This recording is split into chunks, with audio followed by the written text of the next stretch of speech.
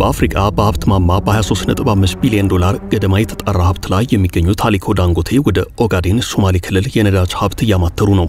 በዚያም በቅርቡ አንድ ግዙፍ ፋብሪካ ለመገንባት ሰፋ ያለ እንቅስቃሴ ጀምረዋል። ከበርቴው ዳንጎቴ የኢንቨስትመንት እንቅስቃሴያቸውን አድማስ እያሰፋፉት ነው።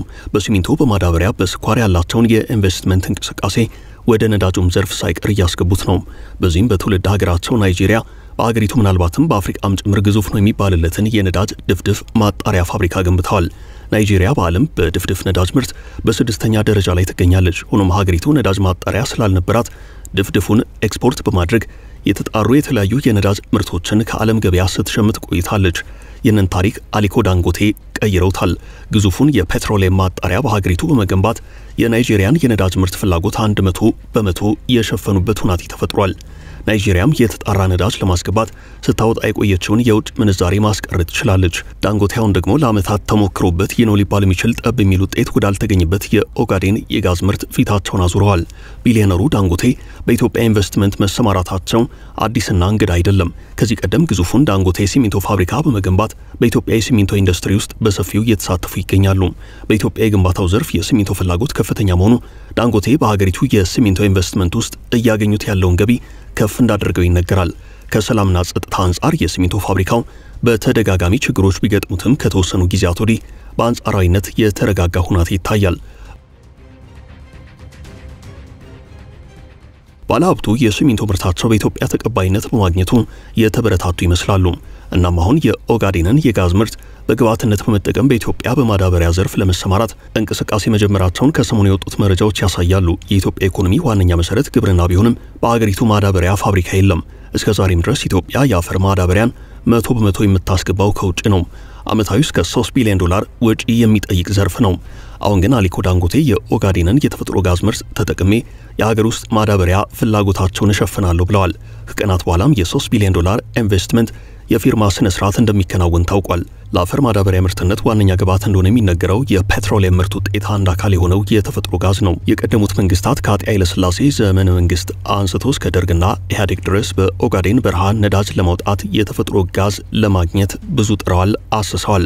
ዛሬም ድረስ ይኸው ጥረት ቢቀጥልም አመርቂ ውጤት ግን አልተገኘበትም። አሁን ግን የተፈጥሮ ጋዝ በአካባቢው ወደ ምርት የሚቀየርበት ቀን የቀረበ ይመስላል። በዚህ አቅጣጫ ለ70 ዓመታት ያህል የተደረጉት ተከታታይነት ያላቸው ጥረቶች እንደ ሌሎች ሀገራት ነዳጅን ባያስገኙም ቢያንስ የተፈጥሮ ጋዝ ግን ወደ ምርት የሚገባበትን ሂደት እያመቻቹ አሁን ያለበት ደረጃ ላይ ደርሷል። የተፈጥሮ ጋዝ ከቤንዚንና ከናፍጣ ይለያል። ሁሉም በጥቅል ነዳጅ ይባል እንጂ አይነቱ ለየቅል ነው።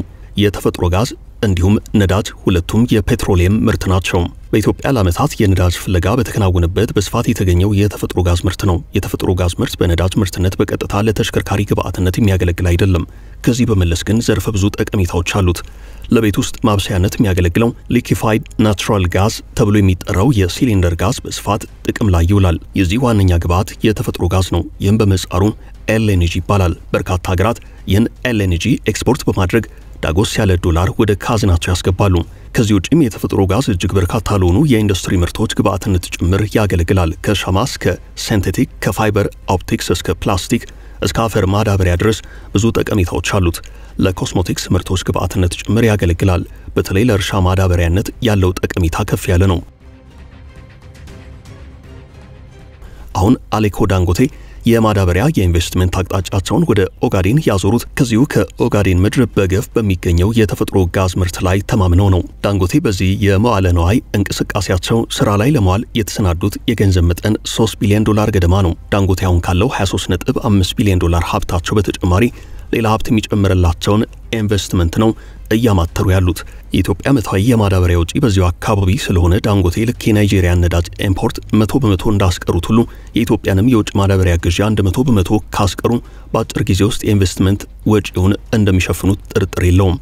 እናም ዳንጎቴ ከዓመታት በፊት በኢትዮጵያ ከተሰማሩበት የዳንጎቴ ሲሚንቶ ፋብሪካ ቆይታ በኋላ አሁን ደግሞ የኦጋዴንን የተፈጥሮ ጋዝ ናቹራል ጋዝ ተጠቅመው ወደ ማዳበሪያ ፋብሪካ ለመግባት እያሟሟቁ ነው። በእርግጥም የሚያዋጣውን የኢንቨስትመንት አቅጣጫ እንደመረጡ እየተነገረ ነው። በርካታ የአፍሪካ ሀገራት ኢኮኖሚያቸው በግብርና ላይ የተመሰረተ ቢሆንም የማዳበሪያ ፋብሪካ የላቸውም። የግብርና ምርታቸው የሚያስፈልገውን የማዳበሪያ ግብዓት የሚሸፍኑት የውጭ ምንዛሪያቸውን ወጪ አድርገው ከሌሎች ሀገራት በመሸመት ነው። የኢትዮጵያም ጉዳይ ተመሳሳይ ነው። ማዳበሪያ ፋብሪካ የሚጠይቀው የኢንቨስትመንት ወጪ ከፍ ያለ በመሆኑ በርካታ ሀገራት በዘርፉ የሚሰማሩ ባለሀብቶችን ከመጠበቅ ውጭ በራሳቸው ኢንቨስት የማድረግ አቅሙ የላቸውም። ከዚህ ቀደም በኢትዮጵያ መንግስት ደረጃ የተሞከሩት እነ ያዩን የመሳሰሉት የማዳበሪያ ፋብሪካዎች ከሀብት ምዝበራ በቀር የነው ሊባል የሚችል ጠብ ያለ ውጤት አልተመዘገበባቸውም። በዚያኑ ጊዜ በጠቅላይ ሚኒስትር ኃይለማርያም ደሳለኝ ዘመን የሞሮኮ ባለሀብቶች በኢትዮጵያ የ3.7 ቢሊዮን ዶላር የማዳበሪያ ፋብሪካ ለመገንባት የስምምነት ፊርማ ኑረው ነበርም። ይህ ግዙፍ ኢንቨስትመንት የኢትዮጵያን የማዳበሪያ ፍላጎት 100 በመቶ ይሸፍናል ተብሎ ተስፋ ተደርጎበት ነበርም። ለግንባታ የተመረጠውን ቦታ ድሬዳዋ ሲሆን ከዚያ በኋላ ግን ምን እንደተፈጠረ ግልጽ ባልሆነ ሁናቴ የማዳበሪያ ፋብሪካ ግንባታው የውሃ ሽታ ሆኖ ቀርቷል። እንደነዚህ አይነት ትልልቅ ኢንቨስትመንቶች የአመራሩን ፖለቲካል ኮሚትመንት የፖለቲካ ቁርጠኝነትና የማስፈጸም አቅም አብዝተው የሚሹ ናቸው። አሁን ቢሊዮነሩ ናይጄሪያዊው አሊኮ ዳንጎቴ ከዚህ ቀደም በኢትዮጵያ ምድር ተሞክሮ ያልተሳካውን ለማሳካት በኢትዮጵያ ኢንቨስትመንት ዘርፍ በአዲስ መልክ ብቅ ብለዋል። ዳንጎቴ ከ2 ዓመታት በፊት በሀገራቸው ናይጄሪያ የ2.5 ቢሊዮን ዶላር የማዳበሪያ ፋብሪካ ከፍተው በሰፊው እየሰሩበት ይገኛሉ። አሁን ደግሞ በኢትዮጵያ የ3 ቢሊዮን ዶላር የማዳበሪያ ፋብሪካ በኦጋዴን ለመገንባት ዝግጅታቸውን አጠናቀዋል። ፊርማው ብቻ ይጠበቃል። የኦጋዴን የተፈጥሮ ጋዝ በማውጣት ሙሉ ለሙሉ ለውጭ ገበያ ለማቅረብ እንደታሰበም ተነግሯል። ለዚህም ሲባል ለኦጋዴን አካባቢ የሚነሳ ወደ ጅቡቲም የሚዘረጋ ከዚያም ለውጭ ገበያ ምርቱን ማቅረብ የሚያስችል የተፈጥሮ ጋዝ ማስተላለፊያ መስመር ለመገንባት ከቻይና ጋር ንግግር ነበርም። ነገሩ ከንግግር አልፎ ወደ ስራም እንደገባ የሚታወስ ነበርም። ሆኖም ከሰሞኑ የወጡት መረጃዎች ግን ይህ ፕሮጀክት መሰረዙን የሚያሳዩ ናቸው። ካፒታል ጋዜጣ ባወጣው ዘገባ መንግስት ይህንን የተፈጥሮ ጋዝ ኤክስፖርት ከማድረግ ይልቅ በምትኩ የማዕድን ሚኒስቴር የተፈጥሮ ጋዙን ለሀገር ውስጥ ፍጆታ ለመጠቀም የሚያስችል አዲስ ፕሮጀክት እያጠና ነው ብሏል። የኤክስፖርቱ ጉዳይ ቀሪ ተደረገው ካጋጠመው የገንዘብ እጥረት አንጻር ነው። እንደ መረጃው ከሆነ አሁን መንግስት ይህንን የኦጋዴን የተፈጥሮ ጋዝ ኤክስፖርት ከማድረግ ይልቅ የማዕድን ሚኒስቴር የተፈጥሮ ጋዝን ለሀገር ውስጥ ፍጆታ በተለይም ማዳበሪያ ለማምረትና ኤሌክትሪክ ኃይል ለማመንጨት የሚያስችል አዲስ ፕሮጀክት እያጠና ነው ተብሏል። አሁን የቢሊዮነሩ አሊኮ ዳንጎቴ በዚሁ የሶማሌ ክልል ጎዴ ኦጋዴን ላይ የ3 ቢሊዮን ዶላር የማዳበሪያ ፋብሪካ ለመትከል እየተደረገ ያለው እንቅስቃሴ የዚህ አካል ሆኖ ይታያል። በዚሁ መሰረት በመጪው ሐምሌ ወር የኢንቨስትመንት ፊርማቸውን አኑረው ከበርቴው በቀጥታ ወደ ስራ ይገባሉ ተብሎ ይጠበቃል። ኢትዮጵያ በተለይም በኦጋዴን ተፋሰስ በካሉብና ሂላላ አካባቢዎች ከፍተኛ የተፈጥሮ ጋዝ ክምችት ያላት ሲሆን ይህም ከ50 ዓመታት በላይ ለሚሆን ጊዜ ማዳበሪያ ለማምረት ኃይል ለማመንጨትና ለተለያዩ የነዳጅ ምርቶች ግብአትነት የሚያገለግል እንደሆነ ቢገመትም በተጨባጭ ግን እስካሁን በውጤት አልተገለጠም። የጅቡቲ የቧንቧ መስመር ፕሮጀክት መሰረዝ በ2022 የፈረንጆቹ ዓመት ከኦጋዴን የተፈጥሮ ጋዝ አውጥቶ በ767 ኪሎ ሜትር እርዝመት ባለው የማስተላለፊያ መስመር ወደ ጅቡቲ ለመላክ ውጥን የተያዘበት ነበርም። ኢትዮጵያስ ኤነርጂ አውትሉክ 2025 ሪፖርትን በማጣቀስ ለፕሮጀክቱ መሰረዝ ዋነኛው ምክንያት የፋይናንስ ችግር እንደሆነ ጽፏል። ኢትዮጵያ ከተፈጥሮ ጋዝ ወደ ውጭ በመላክ ገቢ የማመንጨት አቅሟ ቀንሷል። በአራት መንግስታዊ ተቋማት አማካኝነት በተዘጋጀው በዚህ ሪፖርት የማዕድን ሚኒስቴር በአሁኑ ወቅት ማዳበሪያ ማምረትን ጨምሮ በአገር ውስጥ የተፈጥሮ ጋዝን የመጠቀም አዲስ ፕሮጀክት እያጠና ነው። መስሪያ ቤቱ የተፈጥሮ ጋዝን ወደ ኤሌክትሪክ ኃይል ለማመንጨት ከኢትዮጵያ ኤሌክትሪክ ኃይል ጋር ለመስራት ፍላጎት አለው ተብሏል። ይህ በተለይ ዝናብ በሌሉባቸው ዓመታት የኃይል ስርዓቱን ለማመጣጠን ጠቃሚ ሊሆን ይችላል ተብሏል።